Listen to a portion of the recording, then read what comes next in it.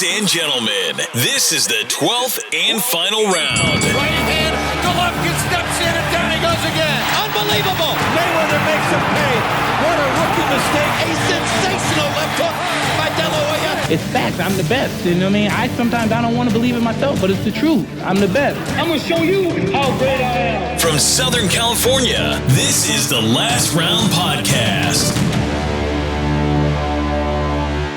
The recently retired from combat sports media and journalism, Kevin Iole, joins the Last Round Podcast this week. Thank you for joining us once again, Kevin. It's been a couple years since you've been on.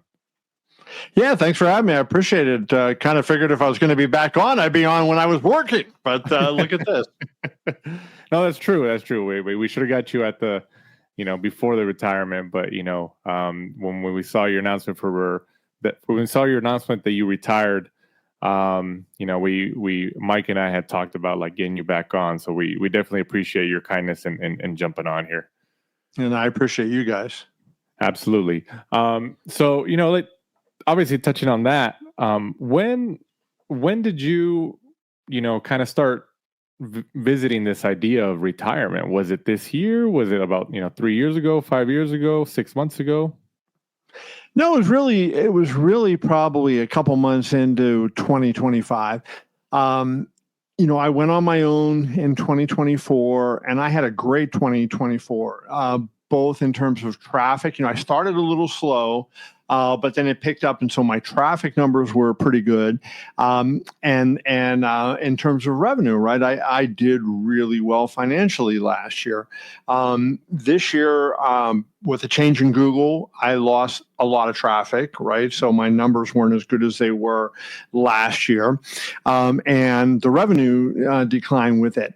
And so I was working and I was just saying to myself, if I can't make this work financially, then what is the point of just banging my head? And I didn't want to quit because I still, to this day, I still love it, right?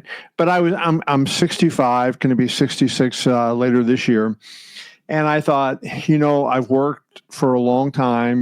I had a full-time job in journalism for 46 years. And I thought, you've had a good run. You've done everything there is to do. It might be time. So I said to myself at the beginning of June's going to be the month. If I can turn it around and get it going, I'll stick it out. Because I had a lot of plans. I had said I was doing a podcast from the very beginning, and I never really got that under. And I had gotten a lot of stuff together for that to get the podcast rolling. But as I said, I have to turn both my finances and my traffic around before the end of June. And when it didn't, the week of UFC 317, I decided, okay, this is it. So I didn't know if I was going to announce it before the fight or if I was going to announce it after the fight. And I kind of decided to announce it on the Friday before the fight for the reason that I was afraid if I wrote it afterwards, people wouldn't see it, right, and wouldn't know. And I wanted people to know that, when they didn't see me covering an event, why I was gone. And so I decided to write before the fight on a Friday, and I actually had a great the traffic on that story was terrific. No, that's good. That's good. So this was something that, because I'm sure, in the last couple of years or so, you think about it, kind of runs through your mind like, oh, okay, when's that finish line going to creep on? So it was more like you said, 2025, and then some other circumstances involving Google's changes and all that.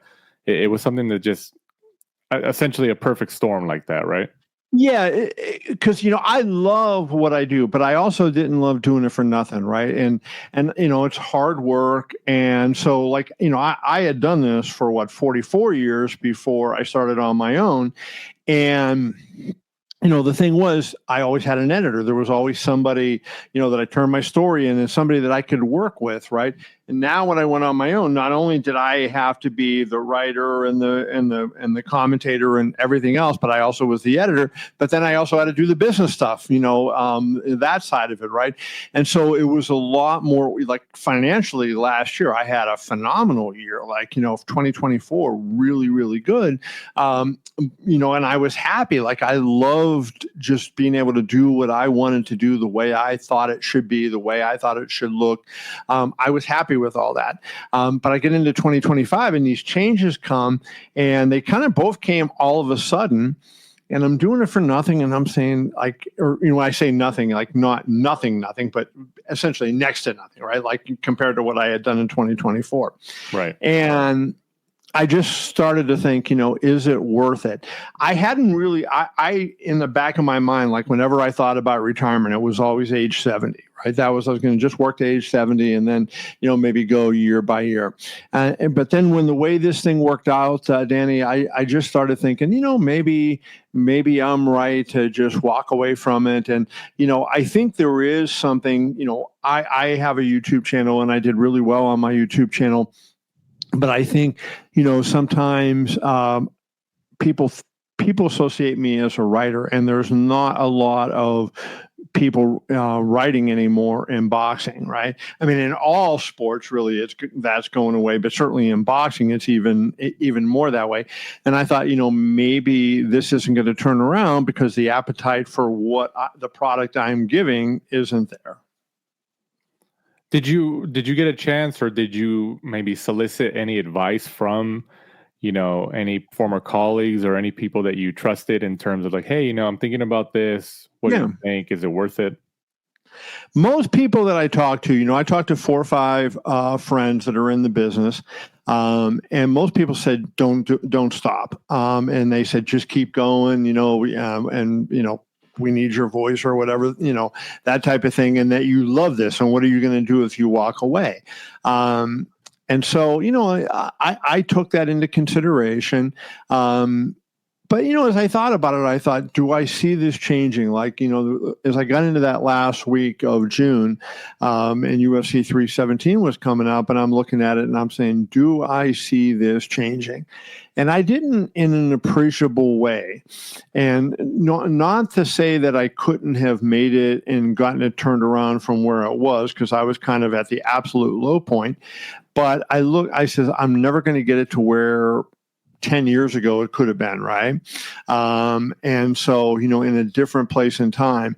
So, I just decided that I didn't want to bang my head against the wall, and that, accept what seemed to be obvious, that the product I was selling wasn't as in demand, meaning boxing writing and MMA writing, as it was, many years ago. I mean, just look at the UFC and, Dana White and all his, his influencers, right? He's more worried about influencers on Instagram than he is about anybody writing anything. And that spoke to me, right? As I didn't talk to Dana about it, but as I just saw sort of what he was doing and why he was doing it, I understood in some ways. I disagreed with him in other ways, but it said something to me about where the business was going. What is the earliest memory that you have about your career when you first began? Well, I got a full-time job in 1979. I was still in college. And so I would go to school in the day, and then, I would, and I was hired to basically take high school sports stores and write up the little, reports in the paper. But there was a Howard Johnson's that had monthly fights. And so I said, can I cover these monthly fight cards? And so I said, who cares? Like, go ahead and cover it, like, if you want. So I started covering that. And so that was what I first remembered. And to me, I loved it, right? Because I had grown up a huge fight fan. My dad fought in the Army, and he was a big boxing fan. And he and I watched, as I was a young boy, fights in the 60s and 70s together. I loved Ali. He hated Ali. And we had sort of a little rivalry of who we liked and who we didn't like.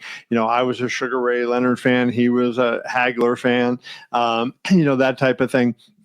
But I was into boxing big time. So when I had a chance to just cover these little club fights, right, they were guys that would hardly threaten you and me, right? They weren't very good boxers, but it was boxing, and I was doing a sport that I loved.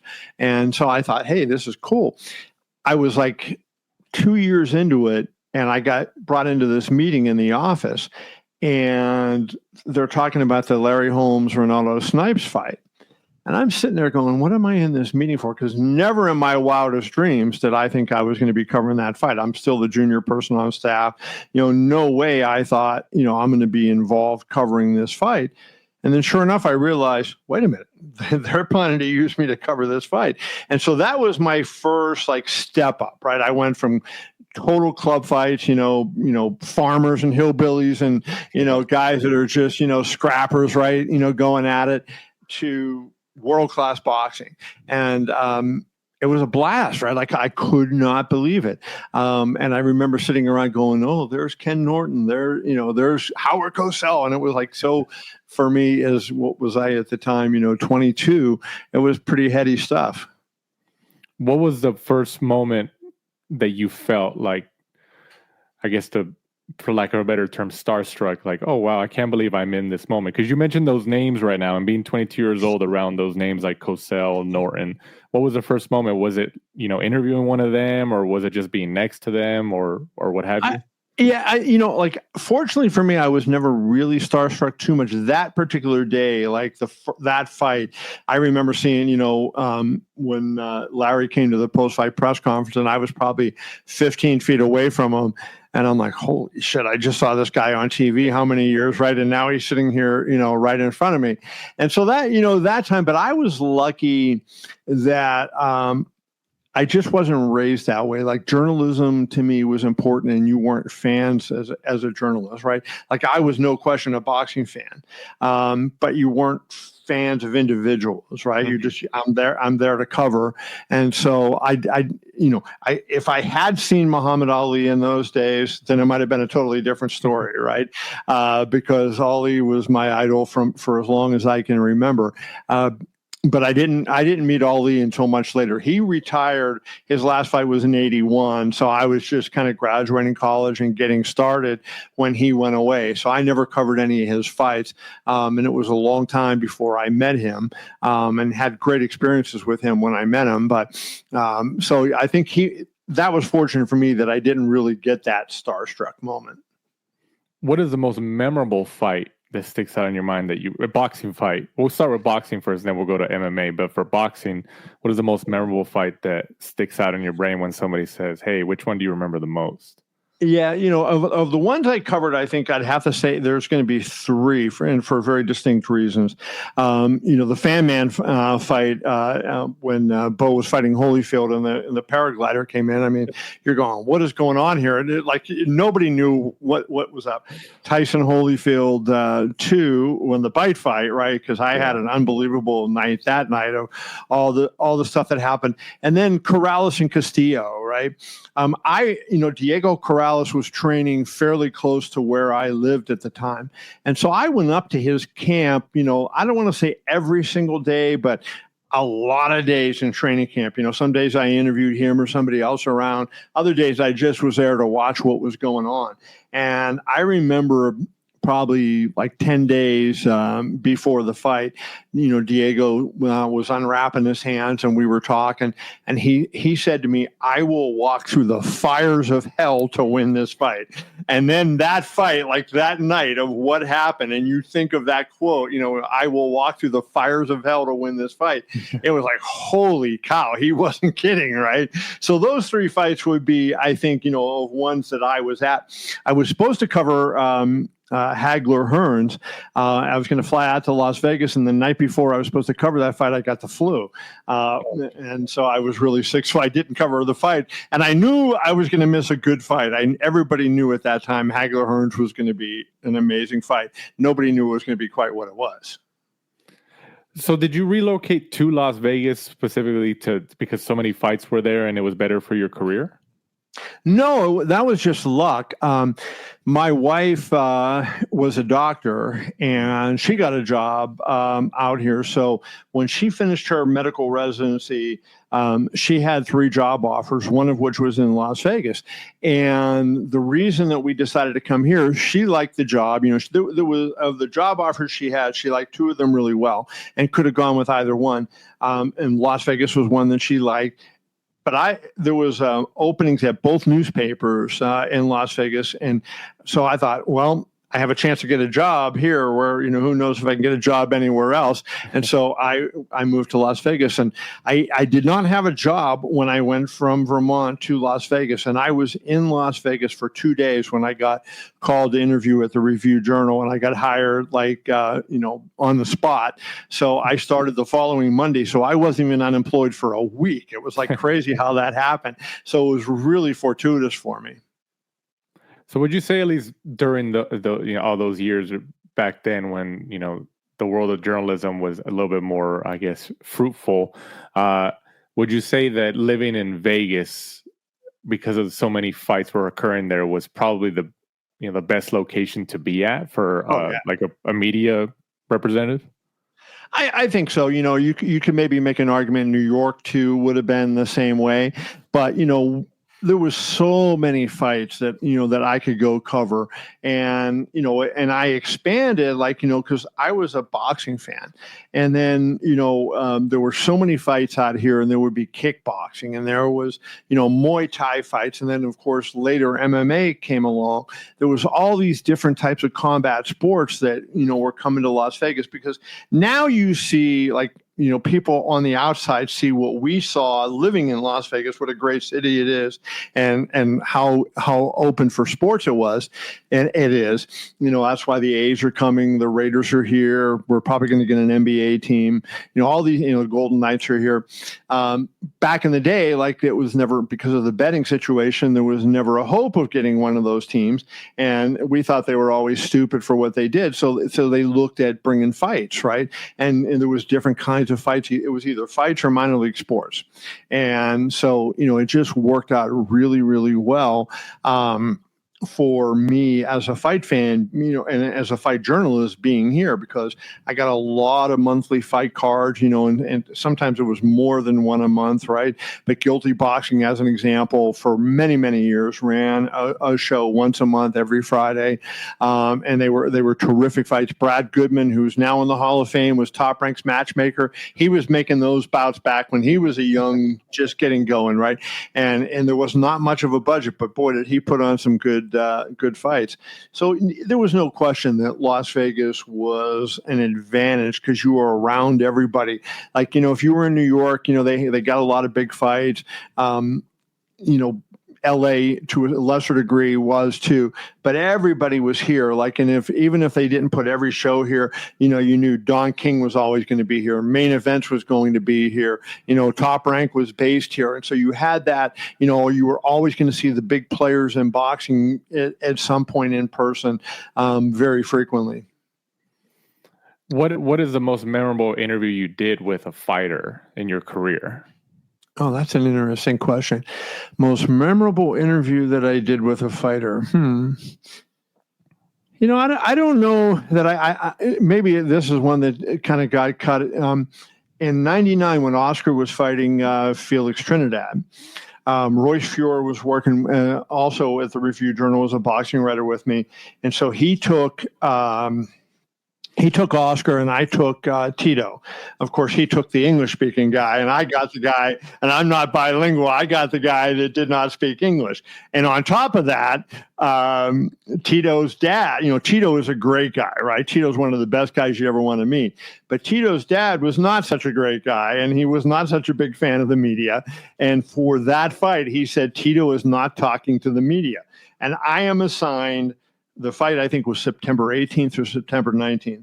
I was assigned to cover Tito and to write on him every single day from September 1st through the fight. And I got a guy that's not talking to me, right? So this was we tried, Tito was great. He tried to talk to me when he could, when his dad wasn't around. And so one day I'm doing an interview with him. He was staying at the what is the Westgate now, but at the time was the Las Vegas Hilton. And he was staying in Elvis's suite. So, and they had a preserve, just like when Elvis was there. There was a pinball machine. So Tito and I are doing an interview. We're talking boxing. I got the tape recorder going, and we're playing pinball. And he's shaking the freaking machine, and a bunch of his, people are around. We're having a good time. And the door opens, and all of a sudden, Papa Trinidad walks in, right? And he just looks, and the look on his face. And I looked at him, and I looked over Tito, and Tito goes, like, leave. And so I got out of the room, and I left. And in the middle, and I left my tape recorder sitting up there, which of course I never got back. So So I think in a one way that was memorable. But I would say the other one that, maybe I would say that would have been memorable would have been Holyfield Tyson 1. So I was interviewing Holyfield in his suite maybe 2 weeks before. He was in Las Vegas training, but it was before fight week. And I sat there and I talked to him, and he was so confident of victory. And like you remember, that first fight was, 25-1. Tyson was a favorite. Everybody was thinking Holyfield was going to get the, mopped up and knocked out bad. And I remember saying to guys, Holyfield believes he's going to win this, and it was like, that sticks out in my mind just because of how convinced he was, and then of course he went on and did it, that he was going to beat Mike. So there's a chance, going back to the Trinidad thing, being in his suite, Elvis's suite. There's a chance that your tape recorder is still possibly out there somewhere. Maybe Don Felix took it with him. Who knows? But yeah, my tape recorder, what was that, 99? So my 25-year-old tape recorder probably still working somewhere. Somebody listened to my goofy interviews I did. Yeah, so if somebody's listening who you might have it could be the Trinidad family somewhere. Like, oh, that's what that thing is. We've been wondering for all these years where that came from. Yeah, sitting on top of that pinball machine. Have you ever been in your career, reflecting back on it? Were you ever in any moments or moment where maybe, I don't want to say fear for your life, but there was maybe concerns for violence or anything like that? Well, of course. I mean, there was a number of fights like that. Zab Judah and Mayweather. I was sitting next to Ron Borges, who was I believe at that time still with the Boston Globe. And when Roger Mayweather came in the ring, and then, all hell broke loose, people started coming out of the stands, right, running toward the ring. And cops, Las Vegas Metro Police, they got very quickly up on the ring apron and were standing there. And there was this guy, and I just happened to look to my left, and I saw him run down maybe like 10 steps from the stands. And I don't know how far he came down, but I saw him. He was about 10 steps. He came onto the floor, and he started to slide into the ring. And the cop put his hand on his gun and just goes, "Don't think about it." Right. And I looked at Borges, and Borges looked at me, and this guy just kind of gets off the ring apron and leaves. And so, that was kind of like, you're going, this is getting out of hand. And I don't know why that particular fight attracted an element more than other fights did, but they were really worried about guns in the arena that night. I mean, there was really high security in the arena. I mean, you were checked over and over and over. And then, so I had known that, right? Because you go to get a Coke, you go to the bathroom, you're getting checked, do you have a weapon? So now when the brawl starts during the middle of the fight and people are running out of the stands heading to the ring, you're going, I don't know about this. But then the biggest one would have been Tyson Holyfield 2, right? So when the fight is over and all that craziness happens, and there was so many things happening, you don't even imagine, so people can't imagine what it was like for those of us who were there that night. But like, take Colonel Bob Sheridan, the Hall of Fame broadcaster, he's now passed. He was calling the fight from ringside. Colonel Bob, if anybody knew him, had the worst heart ever, right? He had a terrible heart, and he didn't make it any better by smoking and eating the worst foods and being, overweight and everything, right? So he had a terrible heart condition. So Tyson bites Holyfield, all hell is breaking loose, and all of a sudden Colonel Bob has a heart attack at ringside. And he's calling a fight, and now he's talking about the aftermath, and he collapses. So they stick him on a stretcher, and people are storming the ring there, and he's being carried out. I heard there was reports of gunfire in the casino. So I run up to the casino, right, to see what's going on, but you're running toward, it turns out there wasn't gunfire in the casino. People were breaking bottles, and a chandelier broke, and some people thought it was gunfire. But at the time, I didn't know. And so I'm literally going toward the bullets instead of away from, the bullets that were supposedly there. And there was a lot of craziness. So at one point I was up there for a couple hours, right? The fight ended, 10 o'clock, maybe Pacific time. And I'm on the phone. It's a little before 2 a.m. And the cell phones had just started to come out then. And I actually had a cell phone, but they wouldn't work indoors at that period of time, right? So you couldn't talk on a cell phone indoors. So I'm calling the city editor of the newspaper, who was in charge of the news department, right? Like the equivalent of the sports editor. And I'm giving her updates, and she's typing it in so we can get the latest news into the paper. And I'm standing there, and all of a sudden there's a bank of 4 payphones, and I'm at phone 4, and I look at phone 1, and there's this dude standing there, and he's got no shirt on, but he's wearing a vest. And I look, and in his waistband, there's a freaking gun, sticking out of his waistband.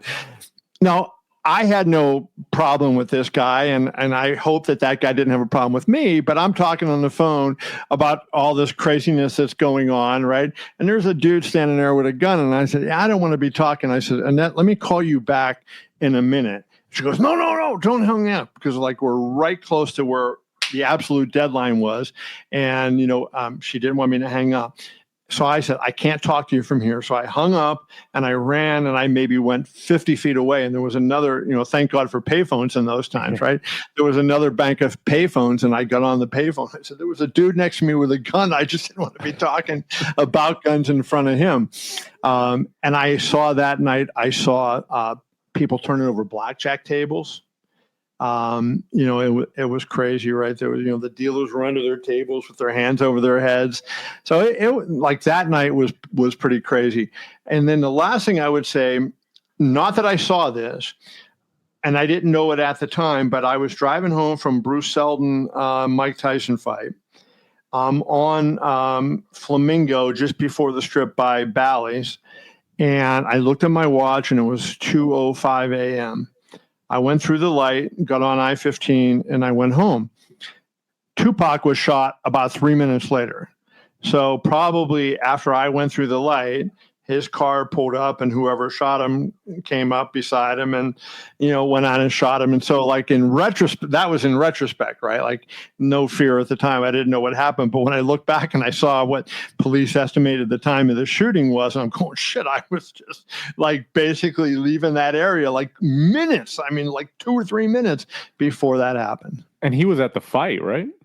Yeah. And there was a brawl that day, MGM was different than it is now. And what was the name of that restaurant? Rainforest Cafe. Cafe, yeah. They had a Rainforest Cafe in the back there. And there was a brawl with Tupac's people and whoever. I don't know who the other guys were, right? I'm not a gang expert, so I didn't know who they were. But a brawl happened, early in the afternoon, right? Between the two factions. And Tupac was at the fight. And then they announced that night after the fight. The reason I was there a little bit later was after they had the press conference for Tyson's win over Selden. Then they bring Holyfield out, and they had a press conference. Tyson's going to fight Holyfield next, and so that was like we were there longer because there was a lot more going on. So by the time I got out of there, and I think we got something to eat after it was all over, right? So we're leaving, and to know that I kind of drove by at that point was a little bit nutty. So a few minutes later, you probably would have been pretty much around that intersection in the middle of it. I don't want to say this like it's a fact, but one light, if I was one light later, like if I didn't get through that light, knowing the time difference, probably what would have happened. And who knows, thankfully nobody else was killed. So that tells me like they weren't indiscriminately spraying bullets around, but you just never know like how things would have played out if it was a little bit differently. And when you've interviewed, the head of promotions, whether it's De La Hoya, Bob Arum, the Duvas at Main Events or Eddie Hearn or any of those guys, how would you describe each one of them just based on the multiple interviews you've done over the years with them? Like, for example, starting with De La Hoya, how would you describe him? Oscar, you all like Oscar in a lot of ways was like Don King, right? You knew he was always trying to sell you a bill of goods, right? Like, Oscar was not a guy that would talk to you, I can be honest with you, like, hey, he's just a guy, right? He's the best. This is going to be the best fight. This is going to, and, he had a different style than Don King, but like, you knew he was full of it, like Don King was, right? Always you knew that with Oscar, right? It was just how he always was. Arum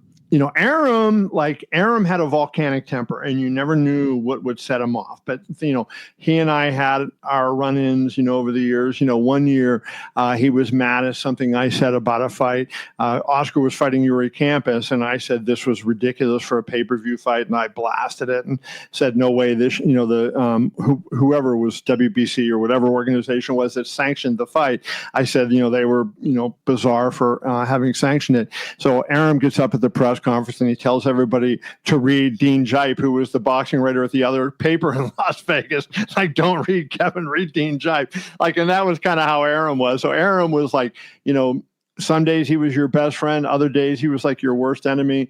But Bob was great because he was funny all the time. Even when he was mad, he was funny, and he loved the media. So he loved the back and forth.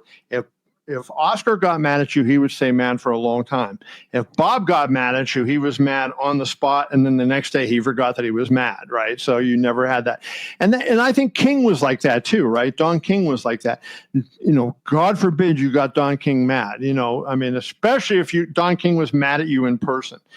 Do you know who, Danny? Do you remember? Or do you know who a guy named Jack Newfield is? I think we've touched on them in past episodes. Yeah. Yeah, so Jack Newfield, for people who don't know, was a reporter for the New York Post, and he wrote a book called The Life and Crimes of Don King, and it really made him look bad in the boxing business.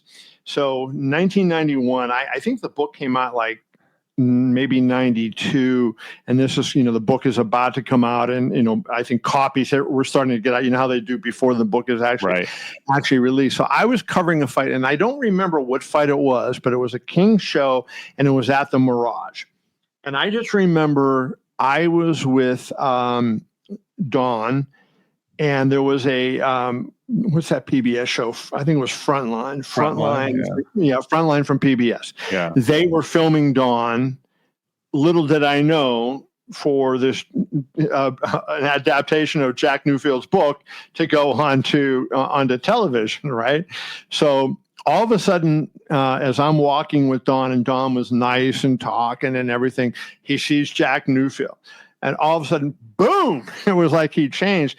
And Don, and it was on camera. They actually put it on Frontline. Don was going to kill him. And the intensity of that vibe, I was right there, right? And that Don King killed two people in his life, and he stomped them, right? And you're going, this guy has the capacity to do it.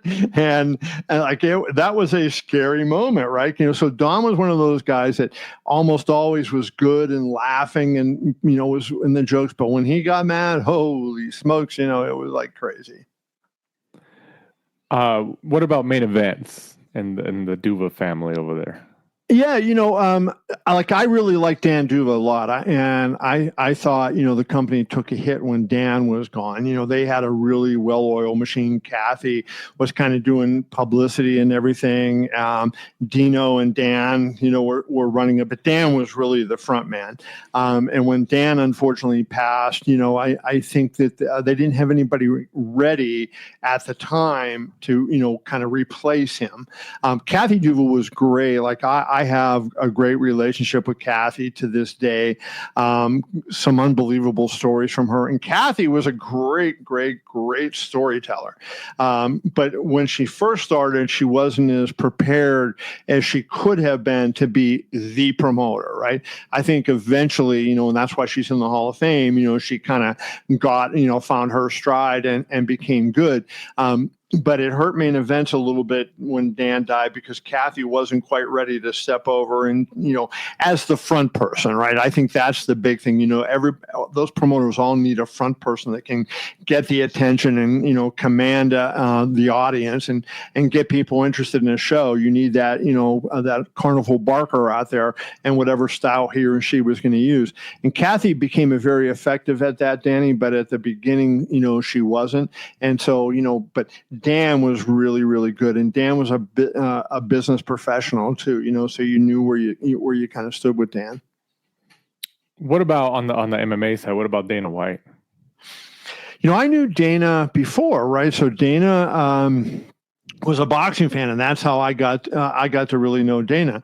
And I used to see him at Golden Gloves gym. That's where Tyson trained. So I was often over at Golden Gloves gym. Dana would be in there, and Dana was one of those guys, like, you knew he was going to be in the fight game somehow, but you never knew what he was going to do. He was training fighters once. He was working to be a referee once. Like, I watched guys spar when Dana White was the referee, because he was trying to train. He was thinking of training to be a referee. He was managing boxers. He was in all aspects of it. Like, so he would switch from one to one to one. You never knew, what he was going to do, but you knew he had the passion for fighting. And I'll tell a little story about him that I think, I didn't realize it at the time, but what a great salesman he was. It was during the OJ trial. So that would have been 94, 95. Yeah, 95. Say, I think it was. I think the murder was 94, so the trial was 95. And there was a gym I was going to there, and they had right in the front. They had an aerobics floor, and Dana was doing one of those box aerobic classes, right? And I used to see him every day. What's up, Dana? We would talk, and we had at the paper at the time. We had a running and fitness writer, and Dana was always saying to me, get me in touch with that guy because I have the most unique class that there ever is, right? And he was selling it like nobody else was ever doing anything like this. And so I remember going to the guy who was doing the running and fitness call. I'm like, hey, there's this boxing guy named Dana White, and he's doing this aerobics class at my gym, and it's on, and you ought to do something. And Dana sold me, and I sold the other reporter. And then because I knew nothing about aerobics, but then I look around and every aerobics class was doing the exact same thing. But Dana was such a good salesman, right? And that's what I always remember about him. He was just passionate for whatever he would do, and and he was indefatigable, right? Dana was like Aram and King in the sense that they worked their asses off, and they were working 18, 20-hour days. I mean, they didn't sleep, they didn't take days off, and that's kind of how Dana is, right? And you look at what he's doing now, and he's getting ready to get into boxing. He's the CEO of the UFC. He's running Power Slap, which is making a ton of money. He's on the board of Meta. He's on the board of a crypto company. He just came out with what is his energy drink that he's got. He sold a whiskey.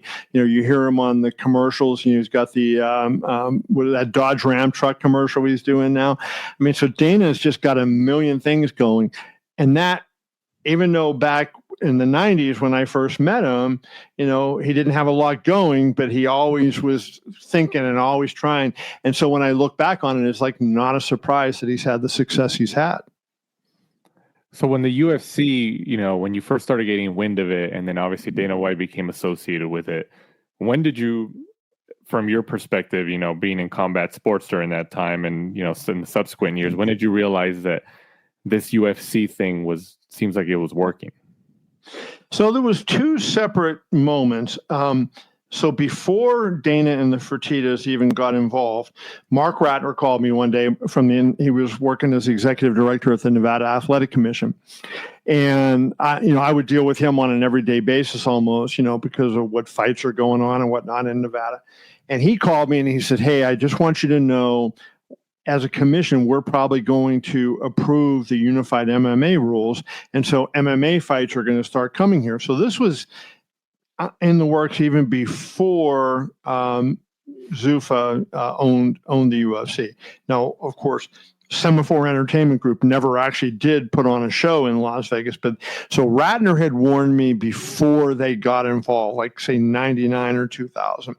So I went to a show not to cover the fights, but just to kind of watch what it was like, right? Like, what could people expect if this thing came to Nevada? Because if you remember, Danny, at the time, Art Dorr, who was Butterbean's manager, and he managed a couple other fighters and trained some fighters too. He had that Tough Man contest going, and there was a lot of people at that time that thought Tough Man and UFC were the same thing, just different names like for the same thing.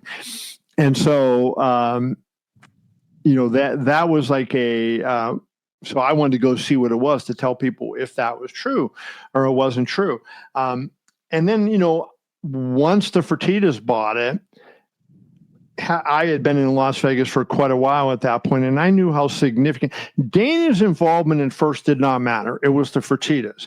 I knew, they were running a major, casino chain in Las Vegas. They had their finger in a lot of different things. The natatorium on the UNLV campus was named after, the older Fertitta, Frank Fertitta Sr., and they were just so I knew that if they were involved in something, it was not going to be fly by night. It was going to be something that was substantial. So I said, okay, I'm going to cover this because I want to cover more combat sports. I don't know what the hell I'm doing, with it, because I don't know what it is, but I'll cover it because I want to cover combat sports and because the Fertittas are involved. But it wasn't until the Ultimate Fighter finale that in 2004, so it was like 3+ years later, when Forrest Griffin, who's my neighbor, lives right down the street from me, a couple of houses down the street from me, he fought Stephan Bonner in that memorable fight. And that was one of those fights where nobody was watching it at first, and the TV ratings, just went way up because everybody was calling, "Are you watching this fight card? This is unbelievable." And the numbers just kept going up and up and up and up and up because everybody was calling their friends and saying, "This card that's happening in this fight that's happening is insane."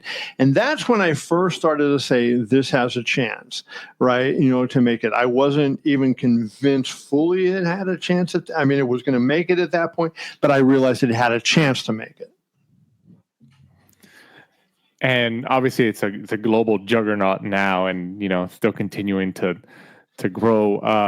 Now with TKO kind of forming in the last couple of years,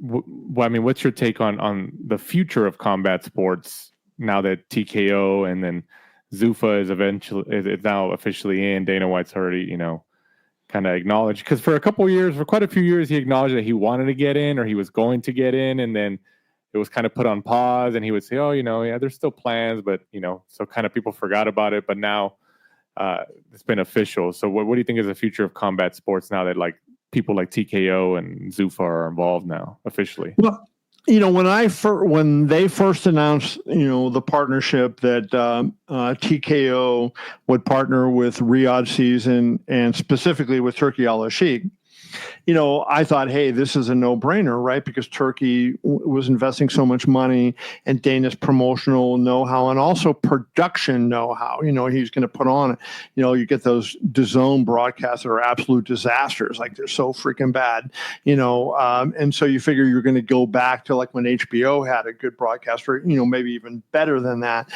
given the production value that, that Dana would insist on. And I still feel that way, but I have a caveat because I've seen the way Turkey has behaved over the last few months. And so I think the key thing is more Dana, less Turkey. If you get Dana more involved and have him in charge of things and Turkey less involved, then I think they have a chance to succeed, right? Is it going to be a repeat of the UFC? I'm not saying that.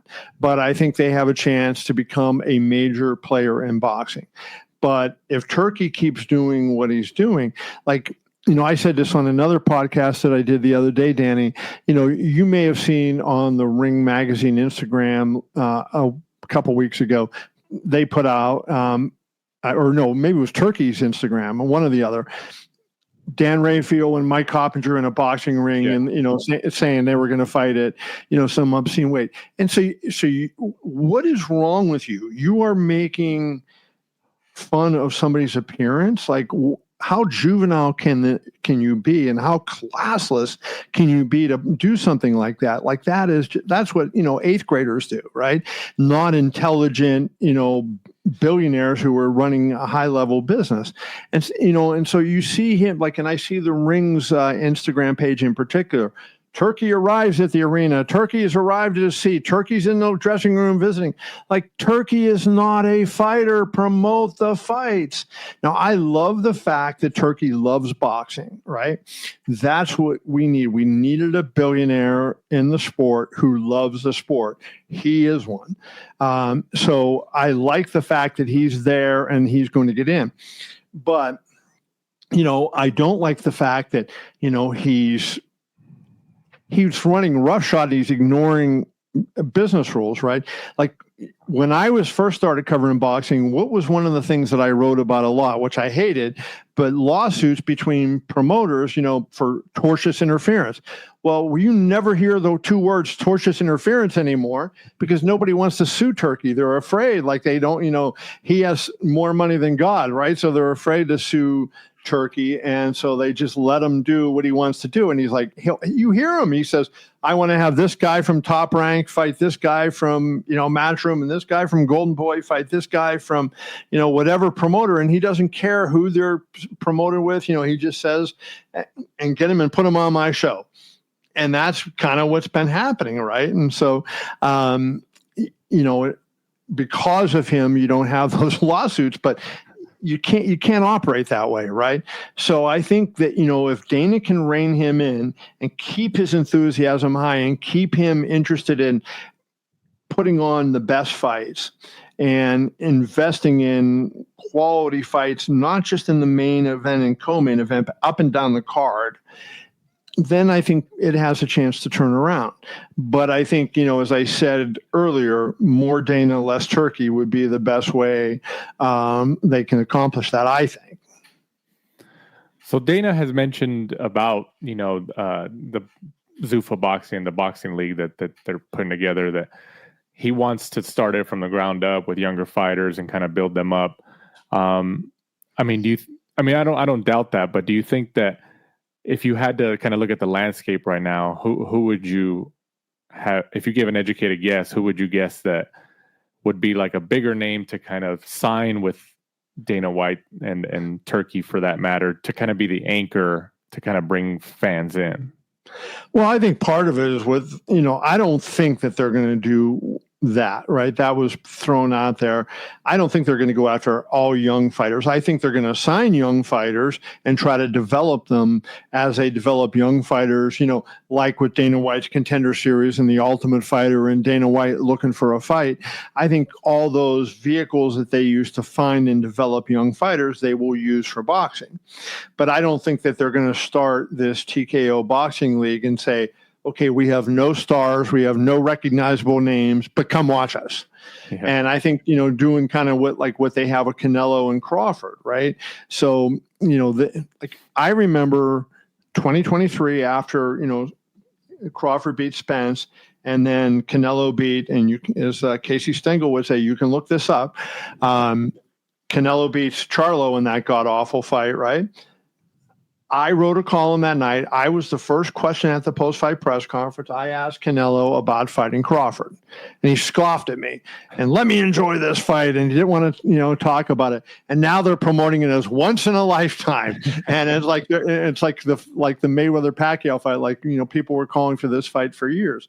I think that, they recognize that there's two special fighters. That Crawford is the key to this thing from my standpoint for this reason.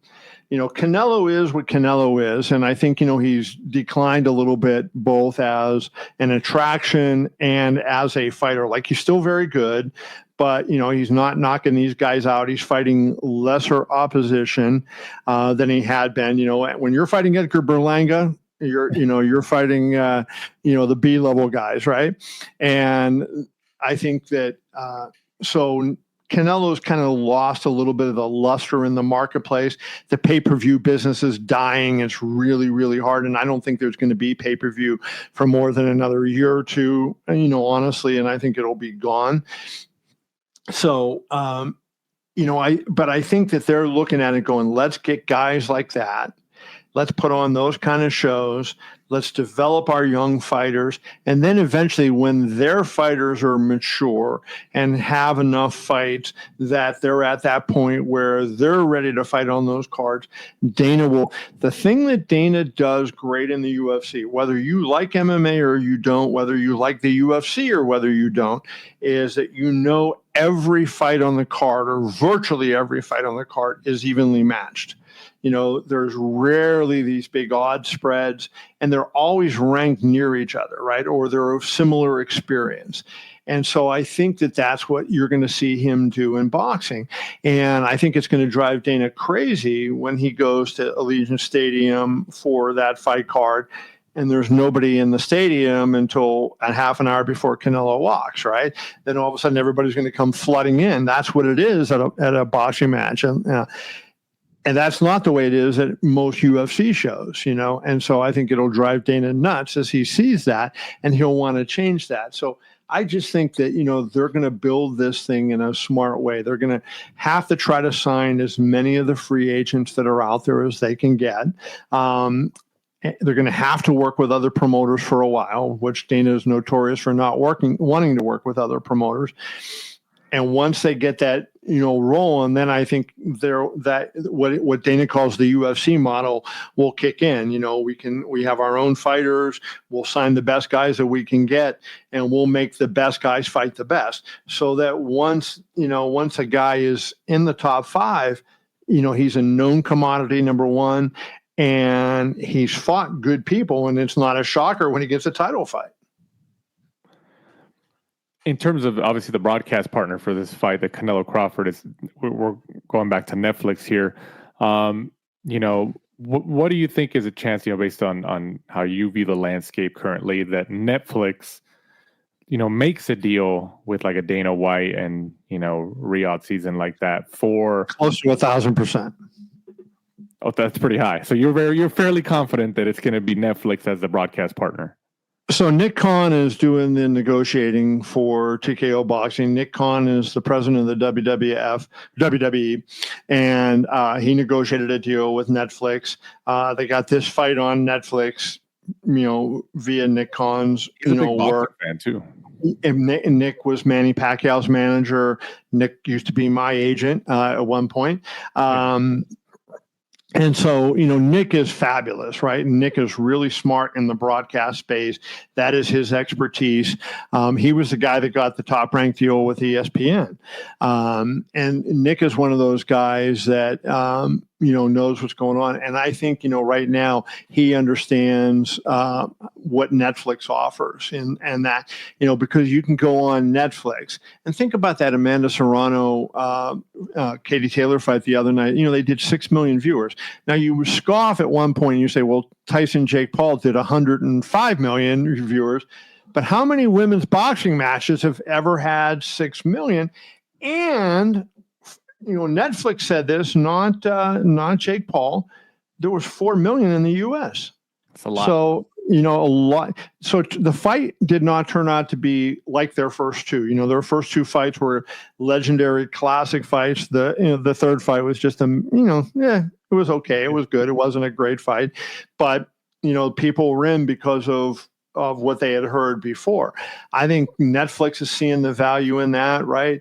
Obviously, if you're a promoter and you can have one, it's subscription, but it's not pay-per-view, and you're getting other things, for your money, then like if you buy DAZN, what are you getting, right? You're getting fighting, and sometimes you're getting pool and soccer. And that's pretty much it, but it's mostly fighting. Maybe it's more soccer. I hate soccer, so I don't know. But I think, that Netflix is really well positioned. They just haven't had live sports, and live sports kind of will take them to that next level. And they grew dramatically from the Paul fight until the Taylor Serrano fight in terms of subscribers. I think largely because of their commitment to sports. And I think you'll see it grow even more after Canelo Crawford. That will give whoever, goes on that network a worldwide audience.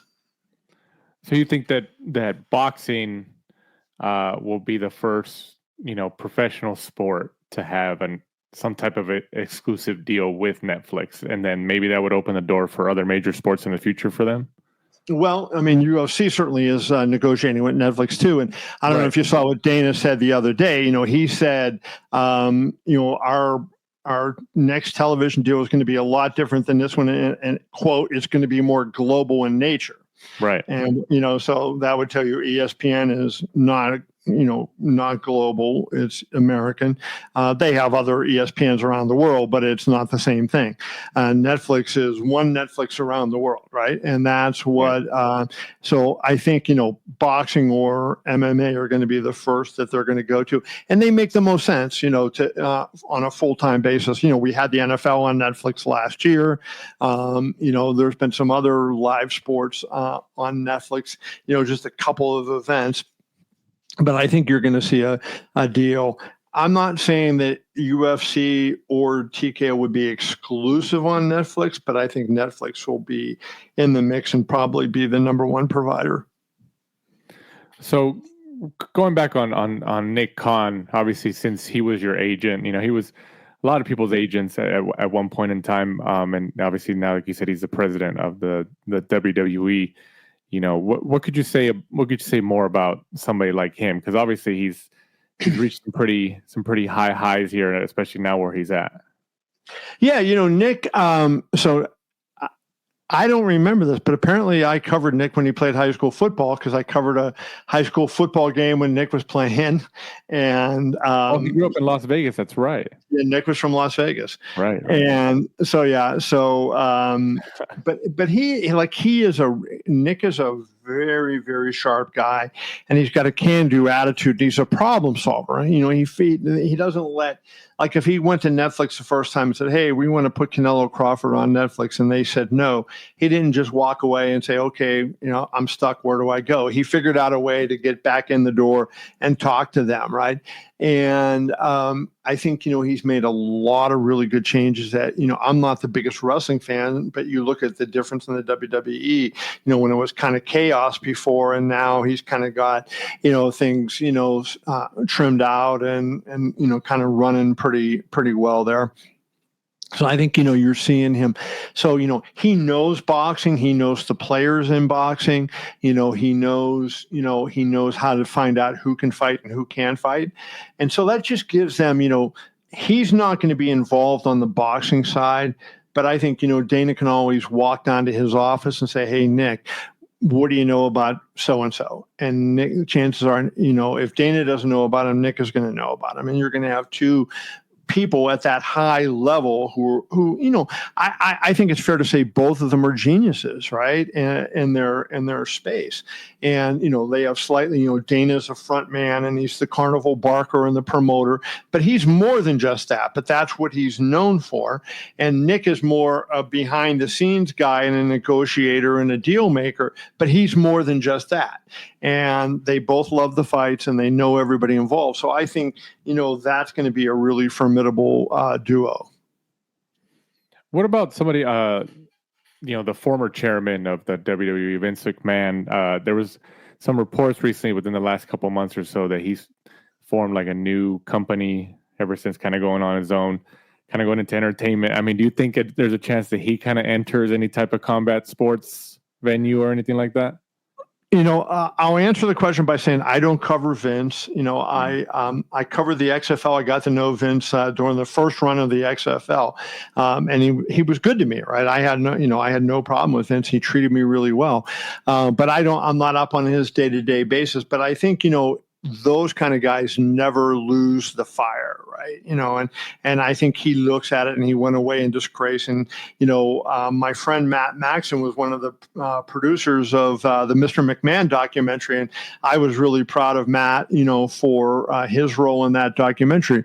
I don't think Vince was too proud of that documentary, and I don't think Vince liked it. And so I think Vince probably doesn't want that to be like the last thing that people think about, before he's gone. Now what is he, 76 years old, or he's up there, right? Yeah. And starting a new venture, like, I won't put it past him to start it, but is he going to have the like Don King could not, Don King still works every now and then, but Don King has largely been retired for, semi-retired for 15 years, right? Aram still works every day because he's a freak of nature, but there's not many people like Bob Aram, right? And Vince, so I think I wouldn't shock me if Vince tried something, but does he get it done, at his age and, and everything? And the competition level that's going to be out there for him is going to be tough. So you mentioned a few minutes ago about the pay-per-view model, and you say maybe it has like a year left or something. Turkey had put out, I believe it was today or sometime this week, that he met with DAZN, CEO of DAZN, and that beginning in November, at least with the Riyadh season and the Ring magazine cards, there's going to be no more pay-per-view, at least for the DAZN cards. So as long as you have a subscription, you'll get every fight as part of your subscription. Did you see that news? And if you did, what'd you think about it? Well, I think it's great. I think it's unfair to boxing fans, to have to pay for so much, right? Other sports have, NFL Sunday Ticket, but you still get to see games every week, right? But boxing, you basically can't see it unless you buy something, right? There's no boxing on free TV. Top Rank's deal with ESPN ends, in a little over a week. Who knows if that, the CEO of ESPN, Jimmy Pitaro, told me, we're not ruling ourselves out of boxing, but it would have to be the right deal, meaning ESPN gets the rights for a low amount of money. And I don't think anybody that's a player in boxing right now is going to be looking to do that. So as a result, I think ESPN is out. I just think that pay-per-view is a bad model. And with the theft of the signal, like, I always laugh because there's these self-righteous idiots on the internet that'll tell you, you're not respecting the fighters, and you're not, for whatever reason it is. And it's usually about money, right? That you should be arguing that the fighters should get more money, blah, blah, blah, blah, blah, even though they don't know what the fighters are getting, right? Like, even when you hear a commission report of what the fighters are getting, that's not and I would say in the big fighters case, that's rarely accurate, right? Rarely accurate. But these people will, rip reporters or rip other fans for not backing fighters for more money, and yet they're stealing right out of their pocket by taking stealing the pay-per-view signal. You are directly impacting the main event fighters in those fights when you steal the pay-per-view signal. Doesn't matter who it is, you are impacting them. And so Saturday night, if you steal the Pacquiao Barrios fight, which most people are going to steal it because it ain't going to sell anything, you're taking money right out of Manny Pacquiao's pocket. So if don't be a hypocrite. and steal from Manny Pacquiao and then say, oh yeah, but Al Heyman or Bob Arum should pay him more. Like, yeah, it doesn't work that way. You're stealing from them. Stop stealing from them first. Then you can go on your, tirade. I mean, how do you think that just because it's like there's a lot of these servers are based in like international countries, outside the United States, like how could something like that be addressed properly? I mean, it seems like it's just getting stronger and stronger as time goes forward. As technology gets better, it's easier for them to do it. And there's so many of them out there, even people that are here that like, if I bought it and I distributed it and, maybe 20 of my friends got it and then they distributed it to 20, it multiplies fairly quickly, right? And, you're hard to find because even though if it ends up, like, let's say my stream ends up going out to 20,000 people, which is not a lot in the grand scheme of things, usually, especially when you consider what the potential audience would be, except if the fight sells 75,000 on pay-per-views and I alone had 20,000 people who stole the signal, right? Then all of a sudden it's getting to be bigger. There is no question in my mind that on both of the boxing pay-per-views on Saturday, the signal will be more stolen than it will be paid for. No doubt. What about for fighter pay? Just because, fighter pay over the last several years, some people criticize like Mayweather that, Mayweather kind of changed the landscape and all that. And some fighters they request more than, to fight or else they won't fight, like fighter. What is your take on how that market is going forward? Does it kind of reset itself now that the market's kind of shrinking, or does it stay the same? Well, I think, what you're going to see is people are going to have to prove their value. I never had a problem with whatever Floyd Mayweather made because he sold. So people bought his pay-per-views, they bought tickets to his fight, they bought his merchandise, all those different things, right? Floyd Mayweather was successful. So, that's why we talked about the Tyson Jake Paul fight with 100 and some million. Look at how popular Mike Tyson was, right? He does 58-year-old man fighting a social media person, and he does 100 and some million viewers, and then one of the great trilogies in boxing history, these two women fighting and they do 6 million, right? And it shows you the power of Mike Tyson. So if you are a big draw and you're a Canelo or somebody like that you can command that, I have no problem with that. I'm not against it. But I think there's way too many fighters that are way overpaid because they're not, just because you are a good fighter doesn't mean you sell tickets and doesn't mean you draw TV ratings or doesn't mean you sell subscriptions or pay-per-views. And you have to pay for production. And that's in any business and any sport, right? The quarterbacks, that are getting paid in the NFL, Patrick Mahomes and Joe Burrow and Josh Allen are the best freaking quarterbacks. And they're bringing their teams to the playoffs and the Super Bowl, and they're making them oodles of money. So they get paid commensurate with what they're doing. If you are a good fighter in a sport that is ranked way down on the totem pole in terms of, if I ranked every sport in popularity, boxing is way, way, way, way, way, way, way down there. And you're going to turn around and you're going to tell me, that you deserve, $7 million to fight, a nobody. I have a problem with that. I think if, people are willing to pay for good quality events, and I think if the pay scale gets reset, I still think you're going to see high purses for the top stars. But I think that, you'll see the bottom come up and then that second tier go down, right? So the guys that aren't selling tickets and that aren't doing pay-per-views or anything and aren't willing to promote their fights, right? There's a lot of those guys, right? Andre Ward, like when you were a fighter, right? Just a great example. One of the great fighters I ever saw, but, terrible promoter, right? He didn't get out there and promote the shows.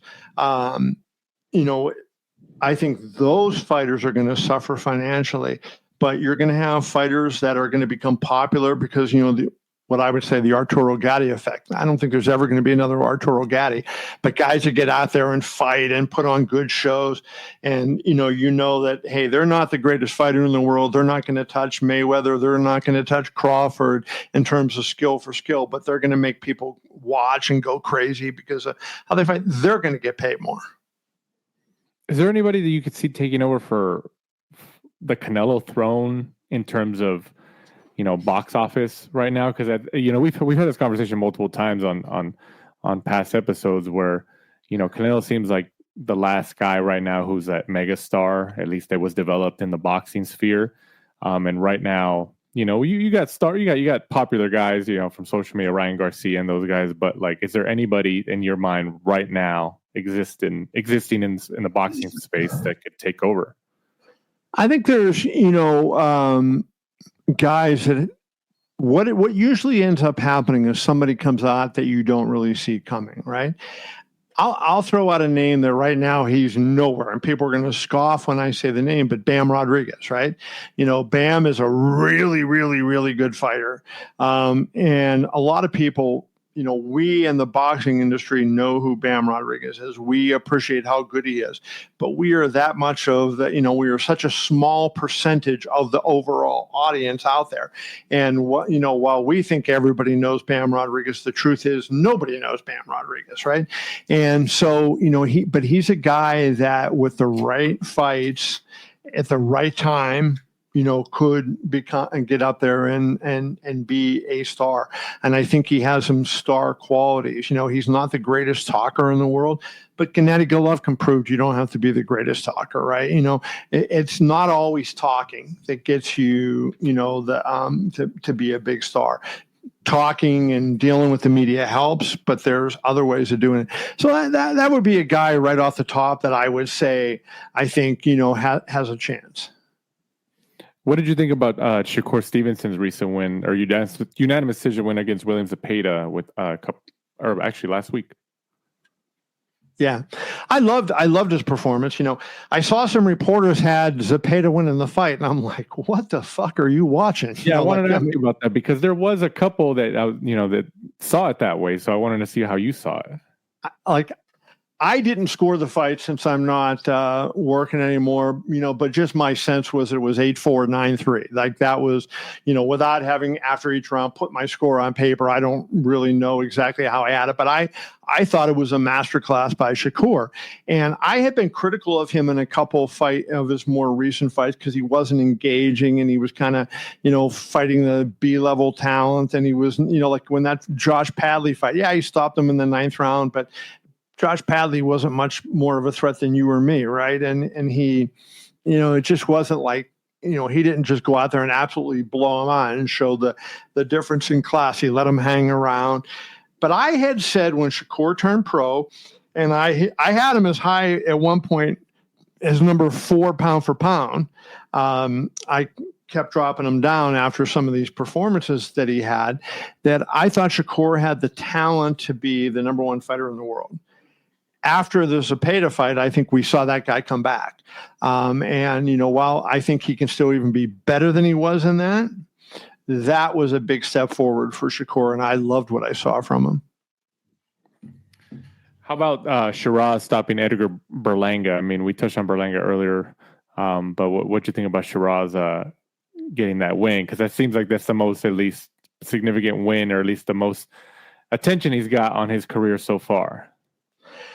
I think, Shiraz, number 1, proved one thing, how good of a trainer Andy Lee is, right? I think Andy Lee is a guy that, people are going to start asking, hey, I want to hire Andy Lee to train me because I think he's that guy. He's going to be the successor, to the high end, trainers like the Eddie Futchers and the Freddie Roaches and the Emmanuel Stewarts and, those big names that we always think of that have had so many champions over the years. But the fighter is the one who did it. And I think Shiraz looked really good. I think Berlanga's a bum, and I don't think he's very good at all. He has no good wins Like, look at his record. No good wins. He kept his knockout streak going by fighting a bunch of, two-bit, guys. And he cared more about the freaking streak than he cared about, developing as a fighter. And, Berlanga's not even that hard of a puncher, right? So when you put him at the high level, he's not even that big of a puncher. He can pop a little bit, but he's not what you would call a knockout puncher. He's got heavy feet, so he's not this light guy that's going to move around and outbox you. And so I just, he's going to win some fights. And I know his manager, Keith Conley, is really, really good and really, really smart. He'll probably win a super middleweight title at some point after, Canelo and Crawford are done and the sanctioning bodies do their dirty work and they take the titles away from the guy who won them in the ring. Berlanga will probably at some point win a belt, but will he be a meaningful fighter? I don't think so. I think Berlanga is just a guy, right?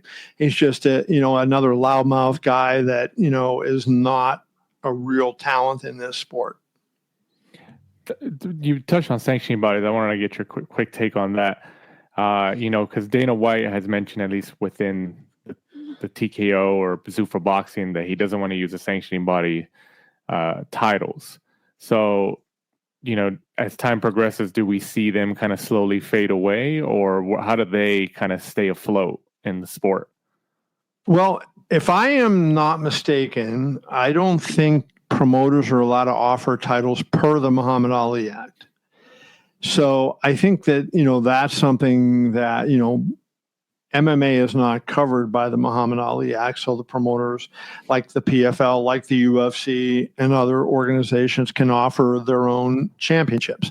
But you can't do that in boxing. Do they violate the law? I don't think so. I think they're too big of a business and they're involved in too many other things to violate the law.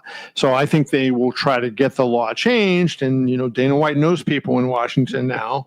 And so I would not be surprised to see President Trump pushing, something against, the Muhammad Ali Act or, revising the Muhammad Ali Act to allow them to hand out titles. Having said all that, I don't think the sanctioning bodies are going away, right? I think they're going to be around. They make money. The fighters like the belts, right? I don't hate them because I have a WBC belt right up there with my picture on it, as if I'm a world champion. Yeah, I'll show you. It is. The fighters like them, and we don't like them not because of who they are, but because of what they mean or don't mean in the sport, right? It's really difficult when you see, like Terrence Crawford wins a fight in the ring, he becomes the undisputed welterweight champion. And look at the IBF has done. How many undisputed titles have they broken up in the last couple of years? They took Usyk's title away from him. They took Crawford's title away from him. For a while, they took Canelo's title away from him until he went and won it back from William School, like what are they doing, right? But the fighters like the belts.